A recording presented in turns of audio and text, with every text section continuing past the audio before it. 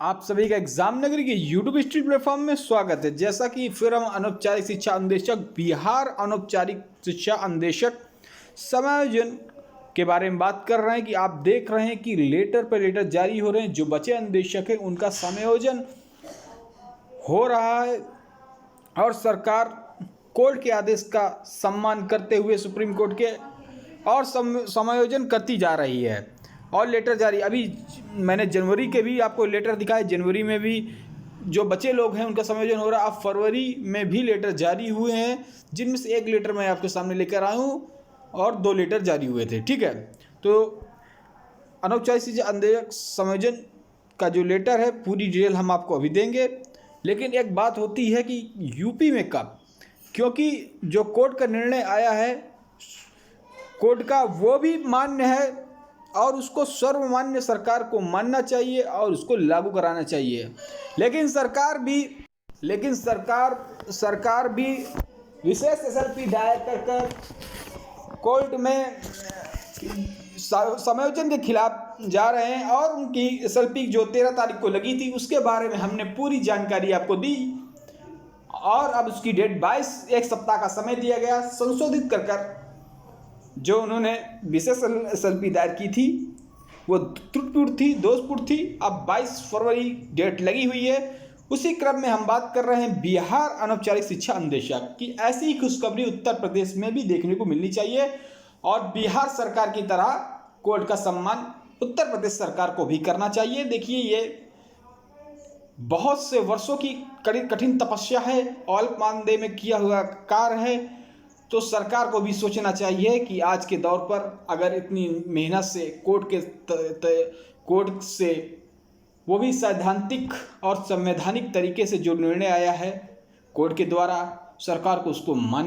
मान्यता देनी चाहिए और सर्वसम्मति से जो कोर्ट ने कहा है उसको लागू करना चाहिए। तो देखिए बिहार में कैसे कोर्ट के निर्णय का पालन हुआ सुप्रीम कोर्ट के, क्योंकि वहाँ की भी सरकार सुप्रीम कोर्ट तक गई और सुप्रीम कोर्ट से वहाँ से लोगों ने वहाँ से भी जीत हासिल की। फिर उसके बाद तो सरकार को आखिर मानना ही पड़ा। तो देखिए बिहार में क्या, देखिए मैं आपको दिखाता हूँ डे बाय डे मैंने हर लेटर जो भी निकला है, क्योंकि एग्जाम नगरी एक काम है छोटी छोटी सूचना आपको देना। उससे पहले जो हमारे भाई बहन चैनल पे नए हैं चैनल सब्सक्राइब कर लें, बेल आइकन दबा दें। आपको रोज़ कहना पड़ता है छोटी छोटी बातों में कि सब्सक्राइब बटन बगल में है उसको आप क्लिक कर दें, बेल आइकन दबा दें, जिससे कोई भी नोटिफिकेशन हम वीडियो बनाएं उसकी नोटिफिकेशन आप तक पहुंचे। लेकिन आप भाई बहन कान में आपके बात यहाँ से आती है, आप सभी की बात उड़ जाती है। देखिए आप भी ऐसा करिए कि जो कहना ना पड़े उसको कर लिया करिए। आप सभी के लिए इतनी मेहनत करनी पड़ती है और की जाती है। तो मेरे ख्याल से सभी भाई बहनों ने सब्सक्राइब कर लिया और बेल आइकन दबा दिया होगा और लाइक तो जरूर कर दिया होगा।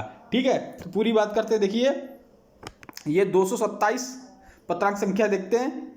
संजय कुमार, संयुक्त सचिव सह निदेशक जन शिक्षा विभाग बिहार पटना, श्रम आयुक्त श्रम संसाधन विभाग पटना। दिनांक आप देख रहे हैं 6 फरवरी 2023 का ये आर्डर जारी हुआ था। इससे पहले जनवरी में भी आर्डर जारी हुए, इससे पहले दिसंबर वगैरह में। तो जो भी आर्डर जारी होते हैं हम तो आपको तुरंत दिखाते हैं। आप देख लीजिए, माननीय न्यायालय द्वारा पारित आदेश के आलोक में अनौपचारिक शिक्षा अन्वेषकों को समूह गाह मतलब 4th क्लास समूह गाह के रिक्त पदों पर विरुद्ध संकल्प संख्या 945 दिनांक 27/4/2017 के समायोजन में नियुक्ति सूची प्रेषण में। तो देखिए उपयुक्त प्रसंगी पद के द्वारा रिक्त के आलोक में पूर्व अनौपचारिक शिक्षा अन्वेषक समूह गाह के पदों में समायोजित नियुक्ति करने हेतु सूची भेजी जा रही है। इस संबंध में विभागीय संकल्पना दिनांक इतना अधीन के ध्यान में रखते हुए शीघ्र नियुक्ति पत्र निर्गत करने की कृपा करें। शर्तें भी इन्होंने जो कोर्ट वाली है, संयोजन के लिए समूह गाह के पद पर सीधी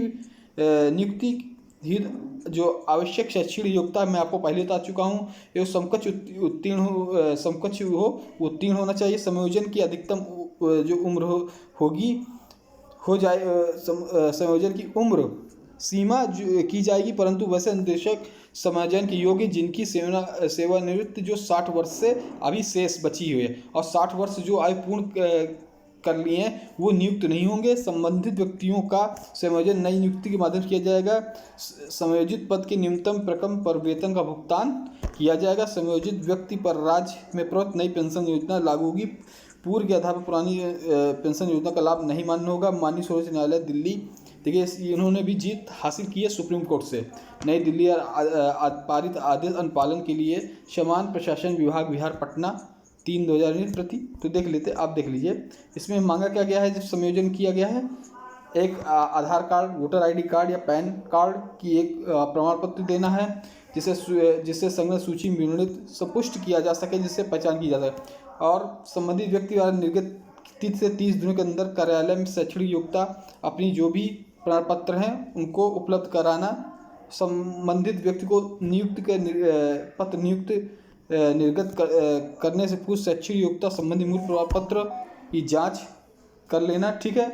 और व्यक्ति का प्रथम श्रेणी दंडाधिकारी के माध्यम से प्रमाणित सत्तापत्र एफिडेविट, उसमें जन्म तिथि व और उसके अलावा उससे पूर्व के नाम से, जैसे माननीय उच्च न्यायालय में, सर्वोच्च न्यायालय में वाद जो दायर का प्रमाण पत्र भी होना चाहिए। 3 वर्ष तक लगातार अनौपचारिक शिक्षा के अनुदेशक के रूप में कार्य करने का एवं अन्य सभी सूचना उसकी जानकारी में सही है, ये सब चीज़ का शपथ पत्र एफिडेविट देना होगा, ठीक है। तो देख सकते हैं इन अभ्यर्थियों को जो लाभार्थी इनको मिला हुआ है, न्यायाधीश सत्यप्रकाश मनीष कुमार, ठीक है, सभी को नियुक्ति पत्र प्रदान की गई हैं। एक और सीट थी उसको मैंने शामिल नहीं किया है। तो कोई भी जानकारी हो, चाहे बिहार की हो और चाहे यूपी की हो, चाहे अन्य प्रदेश की, सभी को आपको एग्जाम नगरी से मिलेगा।